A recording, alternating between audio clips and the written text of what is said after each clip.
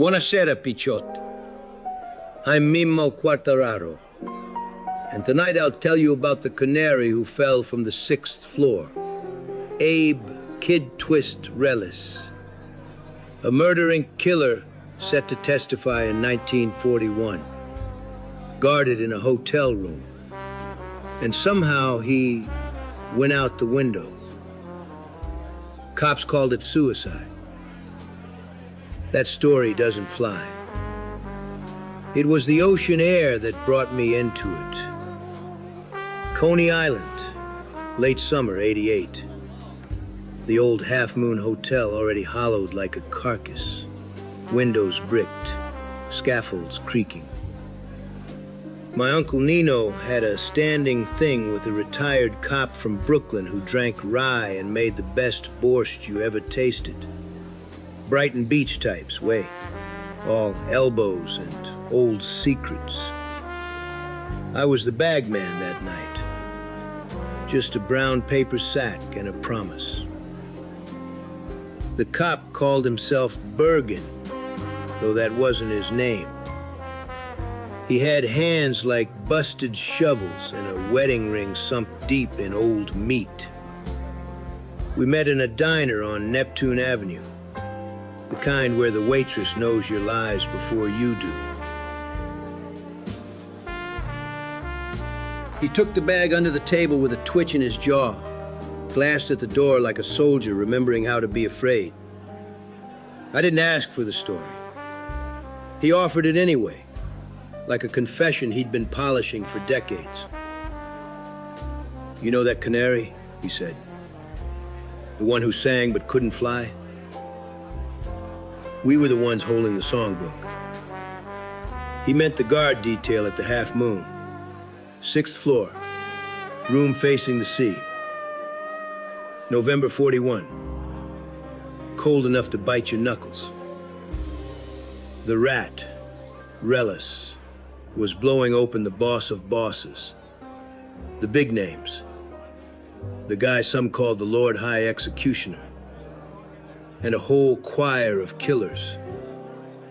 He'd helped send Lepty to the hot seat. Now he was set to drag others into the light. They took him out of the tombs, put him in a hotel like royalty. 6 cops on him around the clock. Even brought him cigarettes and pie. Mamma mia, what a country.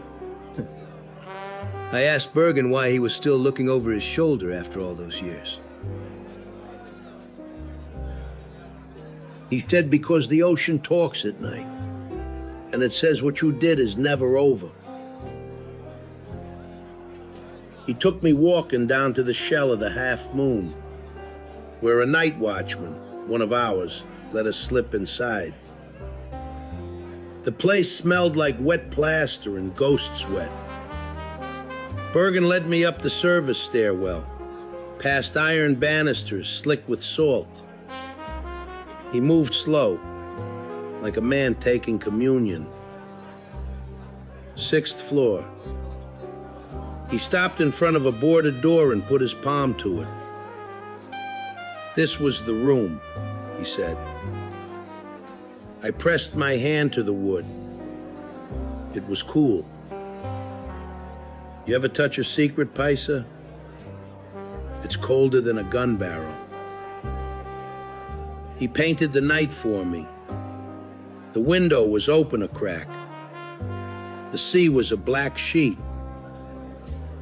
Reles had been calm at midnight, smoking, talking like a river. Kid Twist, they called him. Quick with hands, quicker with stories. He was a killer, sure. But when a man flips, he becomes something else. A mirror with a pulse. You see yourself in it whether you want to or not. The detail played cards in the hall. One guy inside, reading the funnies. Feet up next to the radiator. They tied a soft cord around Reles's wrist earlier. Not cuffs. Nothing that would bruise where a camera could see. We got orders to keep him happy, Bergen said. Happy men testify. A little after 3, the phone in the hall rings. The inside man steps out. A minute. 2. Long enough. Bergen swore to me he heard only the wind, then a scrape, a grunt, then nothing. They run in, window wide, bed sheets in a knot hanging out like a tongue, Reles on the roof below, broken like a dropped puppet. Cops wrote suicide. Press loved it. The canary who sang could not fly. You heard that line 100 times in the bar rooms. My Zio would smack the counter and say, "Amoni, they think we're stupid." Bergen said he didn't write anything except what he was told to write. We were paid good to keep him safe, he told me. Then he swallowed hard. We were paid better to let him take the air. I asked who paid. He looked at the ocean through a broken pane. Men who could cut your name out of your mouth before you said it. That night he wasn't a cop. He was a doorman to an elevator that only went down. We walked back down and out to the boardwalk. He lit a cigarette with shaking hands. I had the second job that night, taken to see another old man who'd been on that detail. A guy with a limp and a wife who collected ceramic birds. We drove to Sheepshead Bay, the engine hum filling the ugly silences between us.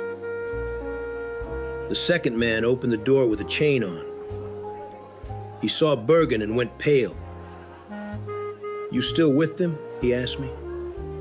I shrugged. "I'm with whoever pays the rent." Over meatballs and rye, they talked like it was mass. The second man says there was no struggle, no yelling. That rat went quiet like a candle. He says the sheet was staged. Knots tied wrong. Not prison knots, just show. He said cameras came quick, reporters quicker. We lost control the minute he hit the roof, he muttered. I pressed. You pushed him? He didn't answer. Bergen did. We opened a window, he said. The wind did the rest. That's not how a man falls, Figio. I seen men go. I seen men slipped, thrown, encouraged. The wind don't grab you by the ankle. The wind don't tighten a cord so it bites your wrist after you're gone. That cord mark turned up in a photo I saw later. A copy in a little folder a clerk slid me for $50 in a sigh. The mark looked like a ring he wore to the grave. Weeks after that, my uncle sent me back to the Half Moon with a houseman named Sal. We climbed out a window 1 floor down onto the kitchen roof. Tar bubbling. Gulls picking at nothing. He landed right there, Sal said, pointing at a spot where the roofing dipped just a hair. Maybe imagination. Maybe history leaves dents only certain eyes can see. I stood on it, and I felt the memory ripple under my soles. The sea kept breathing, in and out, like an old animal. We did what we always do. We paid who needed paying. We collected what needed collecting. I took from Bergen a small envelope he kept in a picture frame behind a photo of his dead brother. Inside, a list of names with numbers, and a Polaroid of the room long after the fact. The sheet not tied and retied for a demonstration. Evidence?